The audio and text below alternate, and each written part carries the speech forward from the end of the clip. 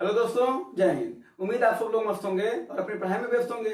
आज आप सभी को फिर से मैथ का प्रैक्टिस करा देगा और ये सब प्रीवियस ईयर क्वेश्चन होंगे। कुछ क्वेश्चन रेलवे में आए हैं और कुछ क्वेश्चन उत्तर प्रदेश पुलिस में पूछे गए हैं। ठीक है ना। आइए क्वेश्चन को प्रैक्टिस कर लिया जाए और क्वेश्चन को देखा जाए और साथ साथ में आप क्वेश्चन की प्रैक्टिस करते हुए आप लास्ट में जरूर बताएं कि आपके कितने क्वेश्चन सही होते हैं। ठीक है ना। जो क्वेश्चन आते हैं उसको आप लगाया करिए, जो क्वेश्चन नहीं आते हैं उसको आप देख लीजिए। ठीक है ना। कुछ चीजें नोट बना करके लिख लिया करिए, क्योंकि नोट रहता है अगर अंतिम में तो वो काफी ज्यादा फायदा करता है परीक्षाओं के लिए। ठीक है ना। लास्ट समय में रिवीजन करने के लिए काफी ज्यादा हेल्पफुल होता है। चलिए पहला क्वेश्चन देखते हैं। पहला क्वेश्चन की बात करते हैं। पहला क्वेश्चन देखो क्या कर रहा है। कह रहा बिंदु ए से बिंदु बी तक 54 किलोमीटर प्रति घंटे की चाल से यात्रा कर रही है। यानी मान लो यहाँ पर बिंदु ए है, यहाँ क्या भैया बिंदु बी, यानी ए है बी है, इधर से जा रही है तो 54 किलोमीटर प्रति घंटा की यात्रा कर रही है और इधर और उसके बाद क्या करा, बी से जब वापस आ रही है तो 90 किलोमीटर प्रति घंटा की यात्रा कर रही है। ठीक है ना। दिखाई दे रहा है। चलो अच्छी बात है। करा यदि विष्णु द्वारा की गई कुल समय, यानी जब इधर से यहां तक गया, यानी ए से बी तक जब जाएगा तो कुछ समय लगेगा कि नहीं लगेगा, बोलो हाँ लगेगा समय। और बी से ए आएगा फिर समय लगेगा कि नहीं लगेगा, लगेगा। तो वही कुल समय कितना दे रखा है, 1600 सेकेंड। कितना, 1600 सेकेंड यहां से वहां तक लग रहा है। ठीक है। वही पूछ रहा है तो बताओ कुल दूरी कितनी है। क्या पूछ रहा है, कुल दूरी कितनी है। अब क्या बता दो। अब आपको क्या ज्ञात करना है, दूरी। दूरी ज्ञात करने के लिए आपको क्या करना है, देखिए पहले चाल का दूसरे चाल में गुणा कर दीजिए और उसके बाद फिर जब कह रहा है कुल समय, यहाँ पर क्या समय, ये जो 1600 सेकेंड है क्या है, कुल है ना, तो कुल में क्या करिएगा, जब कुल दिया रहेगा तो इसको जोड़ना है, यानी S1 धन S2 बस अगुड़े टी। अगर घंटा में है तो कोई दिक्कत नहीं है, मिनट में रहेगा तो बटे 60 करेंगे और सेकंड में रहेगा तो बटे एक बार और 60 कर देंगे, यानी बटे 3600 कर देंगे। अब इसी सवाल को लगा लीजिए। पहला चाल कितना भैया 54, दूसरा कितना है 90, दोनों को जोड़ेंगे तो कितना हो जाएगा 144 गुणे समय कितना है 1600 सेकेंड है ना, तो बोले ना सेकेंड रहेगा, मिनट रहेगा तो बटे 60 और सेकेंड रहेगा तो बटे 3600। बस इसी को साथ में डबल जीरो फिर डबल जीरो कट गया, 16 नवा 144, यही ना, 9 दाएं 90, लेकिन 9 चौक 36 और 9 छक्के 54, 2 दूना 4, 2 पच्चे 10, 2 तिहाई 6, कितना आया 5 तिहाई 15 किलोमीटर। लेकिन ध्यान से सुनिएगा, ये जो दूरी है 15 किलोमीटर, देखिए ऑप्शन में है भी 15 किलोमीटर। 15 किलोमीटर की दूरी आए ए से लेकर के बी तक, यानी यहां से लेकर के यहां तक कितना हुआ 15, तो फिर इधर जब आएगा तो कितना हो जाएगा, तो 15 इधर गया, अब 15 इधर आया, क्योंकि पूछ रहा कुल दूरी बताओ, तो कितना हो जाएगा 15, अब फिर आया भी 15, यानी कुल कितना दूरी है 30 किलोमीटर। यही ध्यान देने वाली बात है, वरना 15 न मार दीजिएगा। ठीक है, इस सवाल समझ में आया होगा। चलो अगला सवाल देखा जाए। अगला सवाल समांतर श्रेणी का सवाल है, अच्छा सवाल है। ठीक है। अगला सवाल देखो क्या कर रहा है, दूसरा वाला मार्क कर देना। अगला सवाल देखो क्या कर रहा है, समांतर श्रेणी का सवाल है। कर रहा 720 रुपए को A B C D E में इस तरीके से विभाजित किया जाता है, कुछ विभाजित किया गया, यानी समझ लो A B C D E में 720 रुपए को बांटा गया है। हम आपको बताते हैं यहाँ पर क्या कर रहा है कि जो प्राप्त धनराशि वो आरोही क्रम में, आरोही क्रम का मतलब बढ़ते क्रम है, और समानांतर श्रेणी में, समानांतर श्रेणी आओ समझते हैं क्या होता है और देखा जा रहा है जरा समानांतर श्रेणी क्या होता है। समांतर श्रेणी, समांतर श्रेणी का मतलब देखो यहाँ पर क्या होता है भैया, समान प्लस अंतर प्लस श्रेणी, यानी एक ऐसी श्रेणी जिसका अंतर क्या हो भैया समान हो, इसका अंतर क्या हो समान हो, उसे क्या बोलते हैं समांतर श्रेणी बोलते हैं। इसका मतलब मान लेते हैं कि अगर प्रथम पद ए रहे, प्रथम पद क्या रहे, प्रथम पद ए लिख दिया जाए और फार्मांतर, फार्मांतर मतलब हर जगह अंतर समान रहेगा, ये तो बोले है ना, तो फार्मांतर अगर डी हो तो जरा देखो यहाँ पर पहला पद क्या आ जाएगा, पहला पद तो ए रहेगा, यही ना। अब अगला वाला कैसे आएगा, जब हम प्रथम पद में डी को जोड़ेंगे तो कितना हो जाएगा ए प्लस डी। भाई नहीं समझ में आ रहा इधर देखो, जैसे मान लो 2 है, 2 के बाद 5 है, 5 के बाद 8 है, 8 के बाद 11 है। अगर इस तरीके से श्रेणी हो, यहाँ पर जरा देखो अंतर कितना है 3 का है, अंतर कितना है 3 का है, ए ना, अंतर कितने का है 3 का है। तो हुआ क्या है 2 में 3 जोड़े हो तो 5 आया है, तो वही तो हम भी कर रहे हैं। ए पहला पद हो गया, कोई दिक्कत नहीं है। फार्मांतर डी है, उसको जोड़ दिए, तभी तो 2 और 3 5 आया है, फिर 5 3 8 आया, फिर 8 3 11 है। यानी इसमें हम डी को जोड़ते जाएंगे तो अगला पद आता जाएगा, फिर अगला वाला जोड़ेंगे तो क्या हो जाएगा, ए प्लस डी में फिर डी जोड़ेंगे तो डी और डी मिलकर के कितना हो जाएगा 2d, फिर अगला क्या हो जाएगा ए प्लस 2d में फिर डी जोड़ेंगे तो 2d और डी मिलकर के 3d, ए प्लस 4d, ऐसे ऐसे करके आपका हो जाएगा। तो यहाँ पर कुल कितने पद हैं, 3 2 5, तो यहाँ पर 1 2 3 4 5 5 लिखते हैं, यानी यहाँ तक है। यानी इन सभी का योग दे रखा है 720, अगर देखा जाए तो दे रखा ना। तो चलिए इसको अब लिख देते हैं, अब बातें समझ में आ गया, तो सबको हम जोड़ देते हैं, कोई दिक्कत, सबको जोड़ दिए और इसी का योग दे रखा है 720। तो जरा फाल 1 2 3 4 5, 5a प्लस 1d और ये इसको जोड़ेंगे 3d हो जाएगा, और 3 3 6d और 6 4 10d बराबर 720। यहां पर रखे रहिएगा इस बात को, रेलवे ग्रुप डी का सवाल है ये, ठीक है। चलिए अब क्या करा, ई ने ए से 40 अधिक प्राप्त किया, ई माने लास्ट वाला, यानी ए प्लस 4d 40 अधिक प्राप्त किया है, 40 अधिक मिला है किससे, ए से, तो घटा देंगे। अरे भाई 40 अधिक पाया, कौन पाया, ये पाया, किससे, इससे, तो इसका यानी बड़ा माइनस छोटा बराबर 40। अब देखो ए से कट गया, यानी 4d बराबर 40, 4d बराबर, तो d बराबर 10, d का वैल्यू कितना मिल गया, 10 मिल गया ना।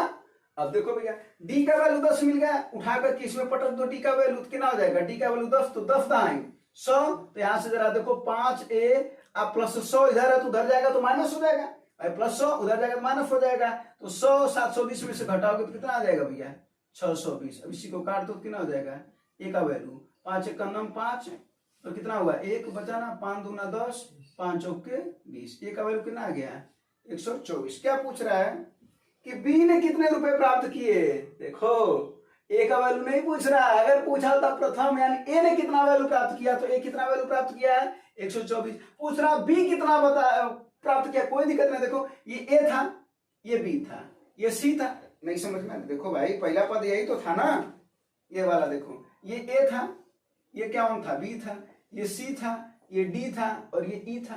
पूछ रहा बी कितना प्राप्त किया, बी कितना प्राप्त किया है, ए प्लस डी, यही तो प्राप्त किया है, बोलो। तो ए का वैल्यू कितना है 124 और डी का वैल्यू कितना है, अब ये भी यहीं पर है, डी का वैल्यू कहाँ, हाँ यहाँ 10, कितना हो जाएगा 134 रुपये प्राप्त किया है ना। अगर पूछता बताओ ये कौन है, ये डी कितना प्राप्त किया, तो क्या हो जाएगा 124 यहाँ प्लस 3 गुणे डी यानी 30, 124 और 30 154 प्राप्त किए, बस सवाल समझ में आएगा। चलो तो देखो रेलवे ग्रुप डी का सवाल था, अगर और कॉन्सेप्ट भी समझ में आ गया होगा कि समांतर श्रेणी होती क्या है, तो इसका आंसर आ गया, ठीक है। तो अगला सवाल देखो भाई, अगला सवाल तो देख करके लगाने वाला सवाल और एक कॉन्सेप्ट वाला सवाल है, इसको याद कर लीजिएगा, ठीक है ना। सवाल देखो, सवाल का आंसर बताओ, सवाल का आंसर बताओ। सवाल क्या कर रहा है, दो सहभाज्य संख्याओं का महत्तम समापवर्तक कितना होता है भैया, दो अभाज्य संख्याओं का, अभाज्य संख्याएं कितनी होती हैं, 1 से लेकर के 100 तक कुल कितनी भाज्य संख्या होती है, 25 होती है, कितनी होती है 25 संख्या होती है, ठीक ना, नोट करिएगा। और इनका जो योग होता है वो होता है 1060। और अगर आप पूछते हैं औसत कितना होगा, तो जरा औसत कमेंट में बताइएगा, 1060 का 25 से भाग दे दोगे ना, अरे भाई औसत बड़ा होता है योग बटा संख्या, इसी का भाग दे दोगे आ जाएगा, ठीक ना। अगर वहीं पर बात कर रहे हैं कि 1 से 100 तक 25 संख्या होती है, अगर 1 से लेकर के 50 तक पूछे तब कितना संख्या होता है, 15 संख्या होता है, कितना होता है भैया 15। योग कितना होता है इसका 328 होता है, 328 बटा 15, फिर औसत निकल जाएगा। 50 से लेकर के 100 तक कुल कितनी संख्याएं होती हैं, 10 संख्या होती है, कितनी 10 संख्या होती है। और इसका कितना क्या योग कितना होता है, 50 से 100 के बीच में जो अभाज्य संख्याएं हैं उनका योग कितना होता है, तो योग होता है भैया, नोट करिएगा सब, नोट 728, ठीक है। चलिए तो हो जाएगा। अब एक बार बताइए, आपको ये सब पता चल गया है, कोई दिक्कत इसमें नहीं है। अगर देखा जाए तो क्वेश्चन क्या पूछा, अभाज्य संख्या क्या होता है वो पता ना आपको, 2 3 5 7 11 13, जो किसी से ना कटे, मतलब ये किससे कटे, मात्र 2 संख्याओं से कटेगा, एक तो खुद से कटेगा और दूसरा 1 से कटेगा।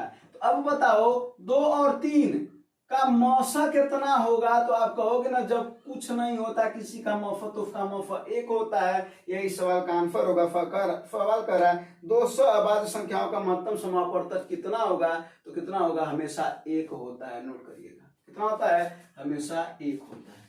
ठीक है, चलो। और रेलवे ग्रुप डी में क्वेश्चन में पूछा था 1 से लेकर के 200 तक कुल कितनी अभाज्य संख्याएं हैं। नोट कर लीजिएगा 46 अभाज्य संख्याएं हैं। 1 से लेकर के 200 तक कुल 46 अभाज्य संख्याएं हैं। और 2 क्या है वो भी नोट करिएगा, 2 सबसे छोटी अभाज्य संख्या है प्लस सम है। ठीक ना, प्लस सम है। उसके अलावा कोई भी संख्या है अभाज्य सम नहीं है, उसके बाद से सब भी सम है, सब भी सम है। तो क्वेश्चन अगर पूछे कि सबसे छोटी सम अभाज्य संख्या या सबसे छोटी अभाज्य संख्या 2 होगी, सबसे छोटी विषम अभाज्य संख्या 3 होगी, और सबसे छोटी भाज्य संख्या, भाज्य माने जो कट जाए, वो कौन होगी, 4। कौन होगी, 4। 4 तो कटता ना, सबसे छोटा है जो भाज्य है। तो ये तीनों बातें नोट करिएगा। चलिए अगला क्वेश्चन देखिए, त्रिभुज का क्वेश्चन है ये, और ये रेलेवेंट पीसी में पूछा गया है। जरा देखिए क्या क्वेश्चन है। त्रिभुज का क्षेत्रफल पूछ रहा है, और फिर क्या दे रखा है, शीर्ष दे रखा है। क्या दे रखा भैया, शीर्ष ABC, और इसका निर्देशांक दे रखा है। इसका दे रखा है 1 और 2, इसका दे रखा है -4 और -3, और इसका दे रखा है 4 और 1। ठीक है ना, इसमें कुछ नहीं करना। मान लेते हैं कि हम इसका निर्देशांक मान लेते हैं x1 और y1, और ये क्या हो जाएगा x2 y2 मान लेते हैं, और इसका मान लेते हैं x3 y3। देखो निर्देशांक क्या होता है वो हम बता दे रहे हैं जनरली। देखो ये क्या होता है, ये होता है x अक्ष। क्या होता है भैया, x अक्ष, और ये होता है y अक्ष। तो इसको बोलते हैं x और इसको बोलते हैं y। ये x का अपोजिट है x डैश, y का अपोजिट y डैश, और ये मूल बिंदु होता है। ठीक है ना, ये जो अक्ष होता है ये प्लस होता है, और ये होता है माइनस, उसके अपोजिट में ये प्लस होता है, उसके अपोजिट में ये होता है माइनस। ठीक है, बस। तो ये जो बिंदु का निर्देशांक होता है वो इन्हीं बिंदुओं में होता है। जैसे मान लो अगर हम कहते हैं कि 2 और 3 बताओ कहाँ है, तो ये पहले अक्ष पर चलते फिर y पर। कहने का मतलब पहले जमीन पर हम चलेंगे फिर हवा में उड़ेंगे। ठीक है ना, तो x अक्ष जमीन है समझ लो, और y अक्ष क्या है, हवा यानी आसमान है। तो अगर हम बात करें 2 और 3, तो सबसे पहले 2 इस पर चलेंगे और 3 इस पर चलेंगे। तो कहीं कहीं इसको जब हम आगे बढ़ाएंगे तो यही जहां काटेगा वही क्या है, 2 और 3 है। तो बात कहते हैं पहले चतुर्थांश में क्या होता है, प्लस और प्लस होता है। दूसरे में कौन होता है, पहले जमीन पर चलोगे माइनस हो जाएगा, फिर हवा में प्लस, फिर तीसरे में चलोगे तो पहले जमीन पर माइनस, फिर चौथे में इस पर माइनस, फिर चौथे वाले में जब जाओगे तो क्या हो जाएगा, पहले जमीन पर चलोगे प्लस और इसमें आओगे तो माइनस। ये इसके निर्देशांक होते हैं। निर्देशांक का बात कुछ समझ में आया होगा। तो आओ चलो अब वही वाली बात कर लेते हैं। तो त्रिभुज का क्षेत्रफल का फार्मूला जरा देखना कैसे होता है। 1/2 कर लेना है। ठीक है ना, 2 गोला बना रहे हैं, यहाँ पर 2 गोला बना रहे हैं। ठीक है ना, तो 1 गोला बना रहे हैं और 1 गोला यहाँ बना रहे हैं। एक है x1 दिखाई दे रहा है, x2 x3, और एक है y1 y2 और y3 दिख रहा है ये चीजें। सबसे पहले क्या करना जरा देखो, फार्मूला कैसे बनाओगे। सबसे पहले लिख दो x1, कोष्टक बना दो। 1 वाला है, 1 वाले को छोड़ दो, 2 और 3 को माइनस कर दो, यानी क्या हो जाएगा y2 माइनस y3, बस फिर प्लस कर दो। नहीं समझे तो अगली बार समझ जाओगे। फिर क्या लिखना है, x1 हो गया ना, अब x2 लिख दो। क्या लिख दो भैया, x2, कोष्टक बना दो। 2 वाले को छोड़ दो तो इन दोनों को माइनस कर दो, क्या हो जाएगा y3 माइनस y1, फिर प्लस, फिर 1 हो गया 2 हो गया, अब क्या लिखोगे x3, फिर जब 3 वाले को छोड़ोगे तो क्या हो जाएगा y1 माइनस y2। ये फार्मूला हो गया तैयार। अब फार्मूला में बता दी कि कैसे आया है तो भूलोगे नहीं। ठीक है, तो बस उनको फार्मूला पता चल गया। अब इसी फार्मूले में बस ये जो वैल्यू है वो उठा करके यहाँ पर रख देंगे तो 1/2 हो जाएगा। जरा देखो x1 की वैल्यू कितनी है, 1 है, 1 रख देते हैं। y2 की वैल्यू कितनी है, -3 कर देते हैं, माइनस है माइनस लगा देते हैं। y3 की वैल्यू कितनी है, 1 लिख देंगे बस, प्लस उसके बाद क्या है x2 की वैल्यू कितनी है, -4 प्लस और -4 गुणा हो जाएगा -4 हो जाएगा। y3 कितना है, 1 है, 1 लिख देंगे। फिर माइनस y1 कितना, y1 नहीं है ना, 2 है, 2 लिख देंगे। फिर प्लस है तो प्लस लगा देंगे। x3 कितनी है भैया, x3 है 4 लिख देंगे। फिर उसके बाद y1 कितना है, 2 है, 2 लिख देंगे। माइनस उसके बाद फिर क्या है, क्या है y2 ना, तो y2 कितना है, माइनस, और माइनस माइनस का गुणा क्या हो जाएगा, +3। बस इसी को सॉल्व कर लेते हैं। 1/2, ये देखो -3 -1 -4, और ये 1 में से -2 -1 और -4 गुणा +4। प्लस देखो कितना आसान है, 2 3 5 और 5 चौके 20, और 4 से 4 कट जाएगा, बचा 20, 20/2 यानी 20/2 इक्वल टू कितना 10 वर्ग इकाई, और यही त्रिभुज का क्षेत्रफल हो गया, यानी इस त्रिभुज का क्षेत्रफल कितना होगा 10 वर्ग इकाई। कोई दिक्कत नहीं, तो बस फार्मूला नोट कर लीजिएगा, फार्मूला जरूरी है, और समझ में भी आ गया होगा निर्देशांक क्या होते हैं उसको भी नोट कर लीजिएगा, ठीक है ना। चलिए अगला सवाल देखा जाए। अगला सवाल देखो, नोट करने वाला सवाल है। अगर ये सवाल नहीं आ रहा है ना, यानी इसका अगर पता नहीं है, जैसे इसमें क्या बोला है जुड़वा भाज्य संख्या किसे कहते हैं, अगर ये नहीं पता है तो इस सवाल का आंसर नहीं दे पाओगे, और अगर जुड़वा भाज्य संख्या पता है तो इस सवाल का आंसर बहुत ही आसानी से दे लोगे। देखो सबके सब जितना ऑप्शन दे रखा है सबके सब अभाज्य संख्या, देखो एक है 37 41 है कि नहीं है, 3 7, फिर उसके बाद से 43 47, फिर कितना दिया 71 73।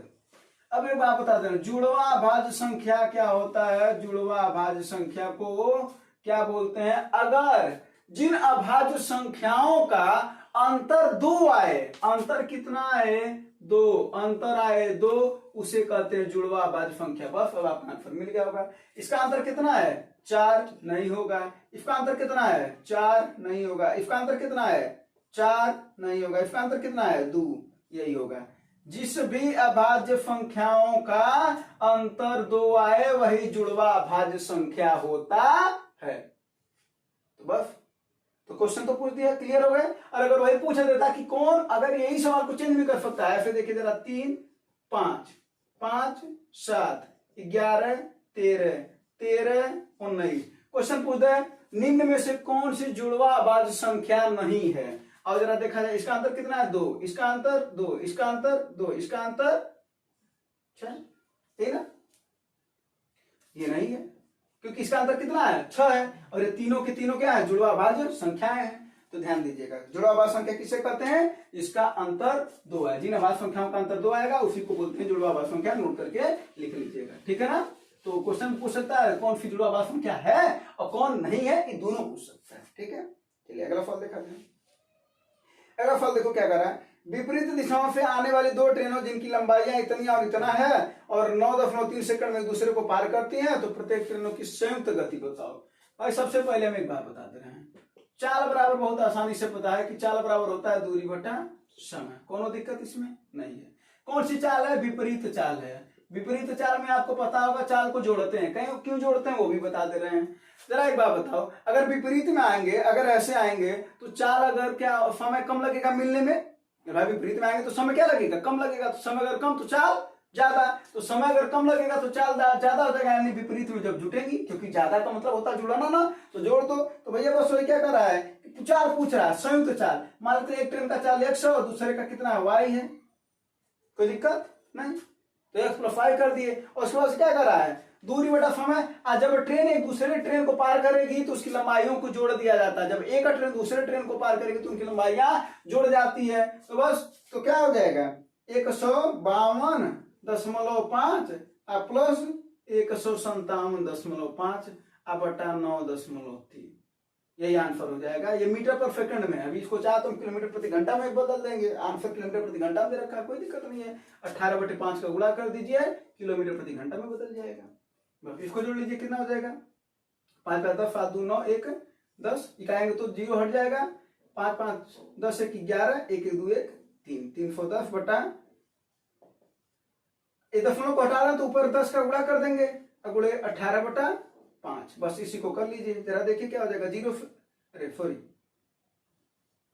31 तिहाई 93 और 3 छक्के 18, क्या बचा भैया, और ये 5 दूना 10, क्या बचा जरा देखिए 6 दूना 12 और इसके आगे 0, यानी 120 किलोमीटर प्रति घंटा, ठीक है। यानी उसकी चाल कितनी होगी 120 किलोमीटर प्रति घंटा संयुक्त चाल। अगर अलग अलग चाल पूछता तो नहीं पूछ सकता, ऐसे सवाल में नहीं पूछ सकता है।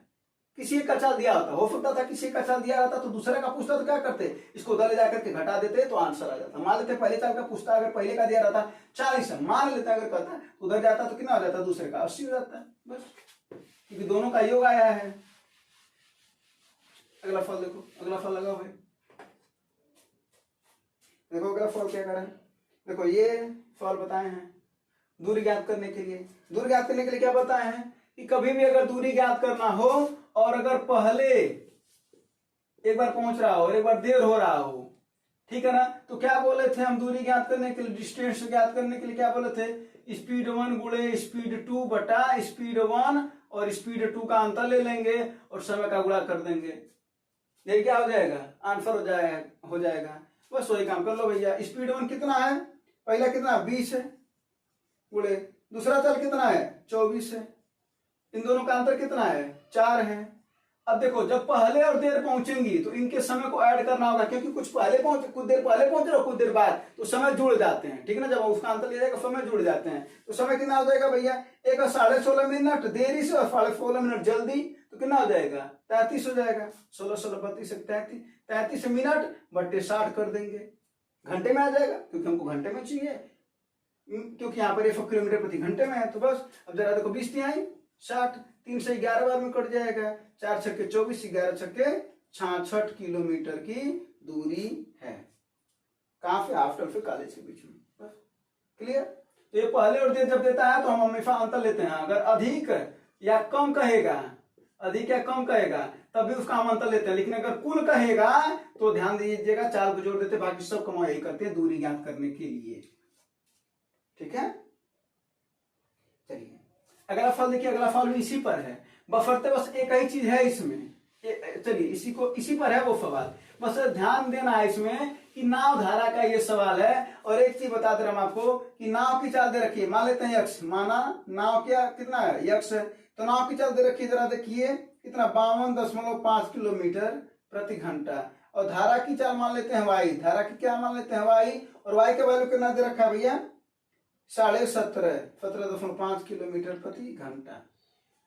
देखो ऐसे सवाल यानी नाव धारा वाले सवाल में अगर दूरी ज्ञात करने की बात करेगा तो करना क्या भैया, वो ध्यान दीजिएगा, नाव और धारा को एक बार जोड़ दीजिए तो अनुकूल चाल हमको मिल जाएगा, एक बार धारा के साथ जाएगी तो कितना हो जाएगा, ये 5 5 10 0 आ जाएगा, 7 2 9 1 8 और 5 1 6, ये आ जाएगा, ये जाएगा 5 5 10 के 0 1 7 2 9, अरे गलती कर रहे हैं, 7 2 9 1 10 के 0 और 5 1 6 1 7, 70 आएगा ना, 70 आएगा किलोमीटर प्रति घंटा। और एक बार प्रतिकूल निकाल लेंगे, यानी जब भी नाव धारा वाले में दूरी पूछेगा तो सबसे पहले नाव धारा का जो दिया रहेगा पहले अनुकूल चाल निकालेंगे, अनुकूल में जोड़ते हैं और फिर क्या निकालेंगे भैया प्रतिकूल, बस एक काम बढ़ा लेंगे बाकी इसी पर लगाएंगे, अभी देखिएगा कैसे लगेगा। उसके बाद से इसमें से इसको घटा दे, 5 में 5 जा 0 और 12 में से 7 जा 5 और यहाँ पर 4 बचा, 4 में से 1 जा 3 यानी 35.0 यानी 35 किलोमीटर प्रति घंटा। बस अब इसी को इसी पर रख दीजिए, तो जरा रखिए क्या हो जाएगा भैया 35, अरे क्या है पहले 70 है ना, 70 गुणे 35 बटा इन लोगों का अंतर कितना हो जाएगा 35 होगा। और हाँ एक मिनट यहाँ पर क्या दे रखा है कुल समय, यहाँ पर देखिए कुल समय दे रखा है, कुल में बोले थे ना कि दोनों को जोड़ना है तो कितना हो जाएगा 105। अगर बोला होता इतना अधिक लगता है या कम लगता है तब तो अंतर लेते, इन क्या दे रखा है कुल समय 90 मिनट लग रहा है, तो कुल का मतलब है जोड़ना है, इन दोनों को जोड़ दीजिए, अभी इसके पहले बताया ना बस। और कितना मिनट लग रहा है 90 मिनट, तो 90 बटा 60 कर दीजिए, घंटे में आ जाएगा। बस इसी को सॉल्व कर लीजिए, कितना आ जाएगा भैया ये जरा देखो 35 नहीं आई 105 20 दूना 60, अरे सॉरी 30 दूना 60 30 3 90, 3 से 3 कट गया, 2 से कितनी बार में कट जाएगा 35 बार में, कितना आ गया आंसर 35 किलोमीटर। तो जब नाव धारा वाले सवाल में क्या करना, सबसे पहले नाव धारा का मान दिया रहेगा, सबसे पहले एक बार जोड़ लीजिएगा, अनुकूल हो जाएगा, एक बार घटा लीजिएगा, प्रतिकूल हो जाएगा, उसके बाद क्या करिएगा, अगर अधिक या कम की बात करेगा तो उसका अंतर लेंगे, और अगर कुल की बात करेगा तो इनका क्या कर देंगे जोड़ देंगे। बाकी बस देखिए 70 रखे, 70 गुणे 35 बटे इनको जोड़ दिए गुणे 90 बटा 60, क्योंकि घंटे में आ जाएगा, 90 मिनट दे रखा था कुल समय। समझ में आया होगा। तो कुल का मतलब है जोड़ना है, अधिक या कम का मतलब है अंतर लेना होगा। चलो अगला फल देखो भाई, अगला फल करा 3 पाइप में एबीसी एक टंकी को 270 घंटे में भर सकती हैं, एबीसी तो एक काम को 270 घंटे में भर रहे हैं, माने पूरा का पूरा टंकी को भरने में 270 घंटे लगा रही हैं। तो सीधा सा बात बताते हैं कि अगर इनका हम 1 घंटे में काम निकालना तो कितना हो जाएगा 1/270 भाई, 1/270 हो जाएगा। बस अब देखो क्या कर रहा है कि वो तीनों 90 घंटे काम करती हैं, तो 1 घंटे में अगर 270 तो 90 घंटों में तो कितना हो जाएगा 90 गुणे 270, अरे सॉरी 90 गुणे 1/270, भाई 1 घंटे में 270 काम है ना, 270 1/270 काम, तो 90 घंटे में 90/270 काम हो जाएगा, तो 0 से 0 कट जाएगा, 9 3 27 यानी कितना होगा 1/3। 3 में से 1 काम हो चुका है, बचा काम कितना ना, तो क्या कहोगे 3 में से 1 हो गया, बचा 2/3, यही ना। अब इस 2/3 को कह रहा है ए और बी 270 घंटों में बढ़ते हैं, तो इसका मतलब है कि अब ए और बी का कुल काम निकाल लेते हैं, तो क्या हो जाएगा 270 और इसको कम कर देते हैं उल्टा, क्या हो जाएगा 3/2, तो कितनी बार में कट जाएगा ये 135 बार में, और 135 का 3 में गुणा करेंगे कितना हो जाएगा 100 335 से 405, यानी ए और बी कितने देर में भर रहे हैं 405, और तीनों मिलाकर के कितने देर में भर रहे थे 270 घंटा में। तो पूछ रहा है वही बताओ कि सी अकेले कितने देर में भर सकता है, कोई दिक्कत नहीं है, जरा देखो ए प्लस बी प्लस सी बराबर कितना 270 में, और ए और बी कितना देर में 405 में, इसी का एलसीएम ले लो, इसी का एलसीएम। कैसे एलसीएम लोगे जरा देखो, 270 को क्या लिख सकते हो 135 गुणे 2, और 405 को अभी बता 135 गुणे 3 लिखे हो ना, इसका मतलब 135 से 135 कॉमन है, तो 135 एलसीएम हो गया, गुणे 3 और 2 का एलसीएम कितना हो जाएगा 6, बस ऐसे ज्ञात करते हैं, यही उसका हो गया कुल काम। अब जरा इससे भाग दे दो तो 100, अब काम क्या करते हैं क्षमता निकालने के लिए, क्षमता बराबर क्या होता है भैया कार्य बटा समय, कार्य बटा समय, तो कार्य इतना मिला है, समय कितना 270, तो इसको भाग देंगे तो कितना हो जाएगा 270 से 135 कट जाएगा, कितना आएगा 3, भाई ये ऊपर है निचे है, तो 135 दूना 270 और 2 तिहाई 6, इसको काटेंगे कितना हो जाएगा 135 तिहाई 405, और 3 से 6 को काटेंगे 3 दूना 6, यानी इसकी क्षमता 2 और इसकी क्षमता 3, तो तीनों लोगों की क्षमता मिलाकर के 3 है, इन 2 की क्षमता मिलाकर के 2 है, तो जो बच रहा है वो सी तो बच रहा है, तो सी की क्षमता कितनी हो जाएगी 1 हो जाएगी, 3 में से 2 जा 1, और वही पूछ रहा सी कितने देर में काम करेगा, यही 135 गुणे 6 कमाओ कितने देर में करेगा, तो 3 में से 2 जा 1, क्षमता 1 हो जाएगी। क्यों, क्योंकि समय बराबर क्या हो जाएगा यहाँ पे, अगर समय बराबर निकाल लेंगे तो जरा देखो भाई कार्य बटा हो जाएगा क्षमता, कार्य बटा क्षमता, कैलकुलेटिव भर है बाकी कुछ नहीं है इसमें, कार्य बटा क्षमता, तो कार्य कितना है 135 गुणे 6, क्षमता कितनी है सी की 1, फी से करवाना बस, अब इसी का गुणा कर दो कितना हो जाएगा ये 6 25 30 के 0 3 आया, 6 3 18 3 21, 6 का नाम 6 2 8, 810 घंटा लगेगा इसको, सी को लगेगा 810 घंटा, ठीक है। अगला सवाल देखो, चक्रवृद्धि ब्याज का सवाल है, और ये सवाल तो देख करके आंसर मान सकते हो, कैसे देख करके, ठीक है। चलो जरा देखो, कह रहा है 15 वर्षों में कोई राशि कितनी गुनी हो जाती है 2 गुना, कितना 2 गुना, कह रहा कितने वर्षों में वह राशि 512 गुना हो जाएगी। देखो ऐसे सवाल अगर दिया रहे तो करना क्या है, जरा देखो ये 2 गुना है ना, ये 2 पर निश्चित कुछ ना कुछ घात होगा, ये 2 पर कितना घात है 1 घात है, इसको देखते हैं 2 पर कितना घात है, तो 512 को भैया क्या लिखते हो जरा देख लो, 512 का गुणनखंड कर दो, 2 का नाम 2 दूना 4 दूना 8 दूना 16 दूना 32 दूना 64 दूना 128 दूना 256 दूना 512, तो कितने 2 है 1 2 3 4 5 6 7 8 9, यानी 2 पर 9 है, ये 2 पर 9, बस इतना ध्यान देना इसमें। अब इसके बाद से क्या करना है, इसको मिटा दें, ये तो समझ में आएगा क्यों लिखे हैं ऐसा, यानी 512 2 पर कितना घात है 9 घात है, या तो आपको याद होना चाहिए, और नहीं तो ऐसे गुणनखंड उसका कर लीजिए तो पता चल जाएगा। तो जरा देखिए भाई क्या हो जाएगा, ऐसे सवाल में क्या करेंगे चक्रवृद्धि ब्याज, ध्यान दीजिएगा हम क्या लिख रहे हैं, पहला वर्ष यानी जो ऊपर दे रखा है वो वर्ष बटे नीचे x मान लेते हैं, ये हमको नहीं पता है, जो घात है उसी को केवल बटे कर दीजिए, यानी 1/9, बस यही आंसर है, यही आंसर है। तो क्या हमने किया है वो देखे ना, 15 वर्षों में इतना गुना, तो कितने वर्षों में इतना गुना, बस ये 2 पर कुछ ना कुछ घात था, तो हमने क्या किया 2 पर 1 घात था और ये 2 पर कितना घात था 9, तो 1/9 कर दी, 1/9 कर दीजिए, 15 ऊपर है 15 कर दिए, बटा x कर दीजिए, 15 9 135, यानी x की वैल्यू कितनी आ जाएगी 135 वर्ष,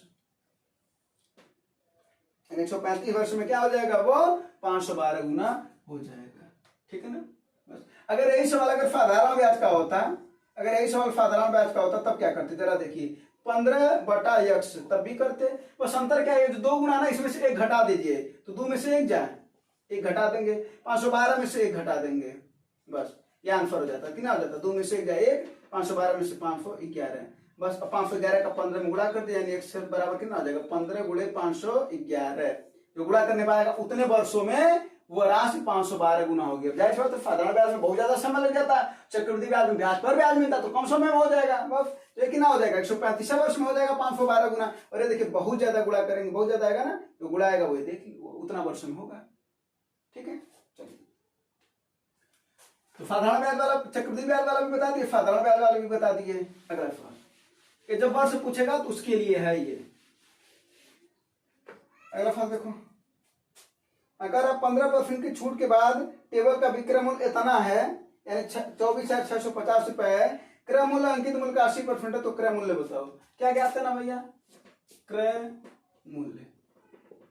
जरा एक बार बताओ, करा 15% की छूट के बाद फिर टेबल का विक्रय मूल्य कितना है, इतना है। सबसे पहले हम अंकित मूल्य ज्ञात करना, अगर तो जरा देखो 24,650, ठीक ना, 24,650 क्या है ये हमारा विक्रय मूल्य। इस पर छूट दिया जा रहा है कितने का, 15% का। तो जब हमको अंकित मूल्य निकालना है तो 100 ऊपर होता है, छूट नीचे हो जाएगा, यानी कि ना 15% का छूट तो 85 हो जाएगा। ये बनाया अंकित मूल्य, क्या आया अंकित मूल्य। अब इस अंकित मूल्य पर क्या रहा है, क्रय मूल्य कितना है, इसका 80% है, तो अंकित मूल्य का 80%, बस इसी को सॉल्व करना है और ये अपना क्या हो जाएगा, क्रय मूल्य हो जाएगा।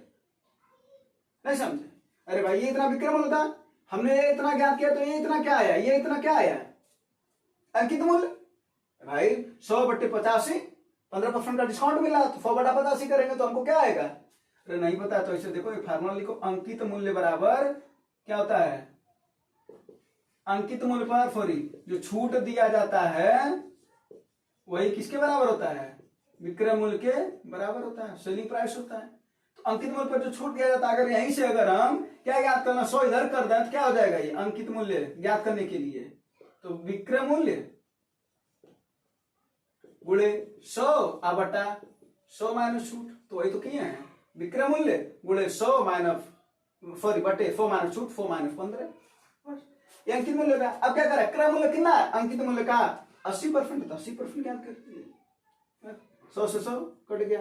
अब देखिए जरा 17 × 5 = 85, 17 × 1 = 17, कितना बचा भैया, 4 × 3 = 7, 17 × 4 = 68, 76 में 6 × 2 = 8, 17 × 5 = 85, 5 से इसको काट दीजिए, 5 × 2 = 10, 4 बचा, 5 × 9 = 45, बस। अब इसी का गुणा कर दिया, 0 0 0 0, 8 का गुणा करना केवल, 8 9 = 72 के 2 7 है, 8 2 = 16, 16 7 23, है ना, 23,200, बस।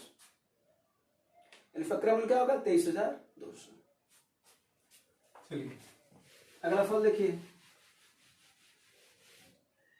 अगला फल आ गया तो अगला फल देखिए, अच्छा सवाल है। साझेदारी वाले फल में हम आपको बताया भी थे कि सबसे पहले आपको ये पता होना चाहिए कि जो पैसा लगाया जाता है उसी के हिसाब से लाभ मिलता है, जो पैसा लगाया जाता है उसी के हिसाब से क्या मिलता है भैया, लाभ मिलता है। और एक चीज और है, ये देखेंगे कि कौन कितना दिन लगा रहा है, आइए देखा जाए, ए बी और सी। ए कितना लगा है 8, बी कितना लगा है 5 और सी कितना लगा है 6।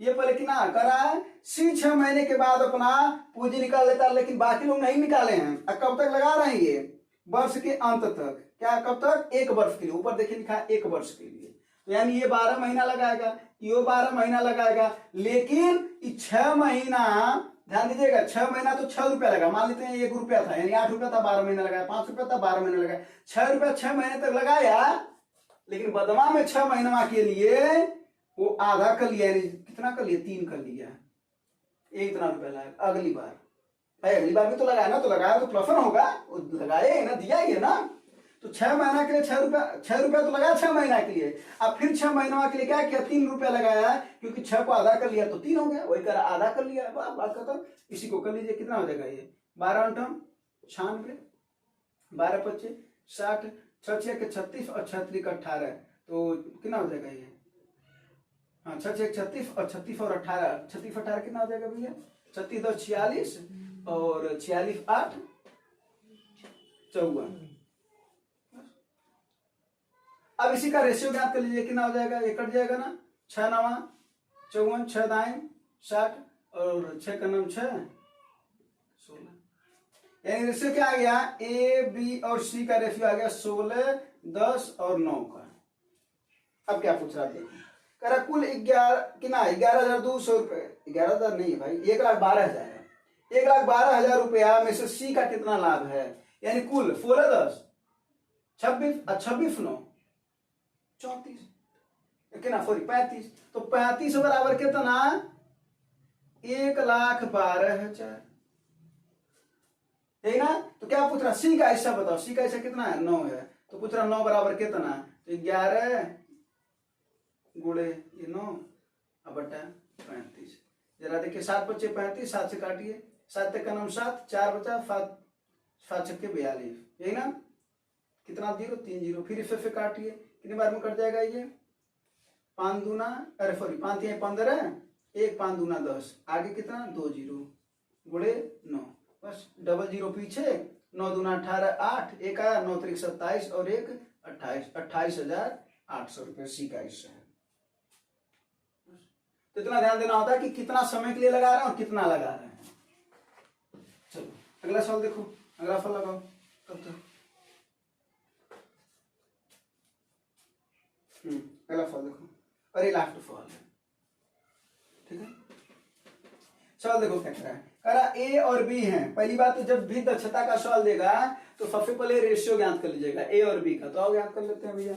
यहाँ पर 2 लोग हैं ए और बी, और सवाल है इस पर M1 D1 बटा W1 बराबर M2 D2 बटा W2। आज जब काम बराबर होते हैं तो काम को हटा देते हैं, यानी M1 D1 बराबर M2 D2, क्लियर। अब क्या कर रहा है कि ए और बी हैं, 2 लोग हैं, कह रहा है बी ए की तुलना में 25% अधिक दक्ष है, बी अधिक है, कह रहा है ना बी ए की तुलना में अधिक दक्ष है, बी अधिक है, ये अधिक है, ये कम है, यानी अगर ये 100 है तो 25% अधिक है, माने 125 है ना। बस रेशियो निकाल लीजिए, 2500 के 100, 25 25 125, यानी 4 और 5 का रेशियो है। अब क्या करा सवाल में देखिए, करा ए 1695 दिनों में कर रहा है, डी का वैल्यू कितना है 1695 और M1 का वैल्यू कितना है 4, यानी 4 वाला कितने दिन में कर रहा है 1695 दिन में कर रहा है। तो पूछ रहा वही कमुआ को ये 5 वाला कितने दिन में करेगा, बस यानी D2 का वैल्यू पूछ रहा था। बस सॉल्व कर लीजिए, 5 3 15, 1 बचा, 5 3 15, 4 बचा, 5 9 45, इसी का गुणा कर लीजिए, 4 9 36 को 6 3 आया, 4 3 12 3 15 और 4 3 12 1 13, 1365, ठीक ना 1365, कुछ गलत सॉरी 1356 D2 पहला ऑप्शन है। तो 1356 दिनों में वो कर लेगा बस, ठीक है। तो ये सब कुछ सवाल थे जो प्रैक्टिस कराने थे, उम्मीद है चीजें आपको समझ में आया होगा। धन्यवाद, जय हिंद।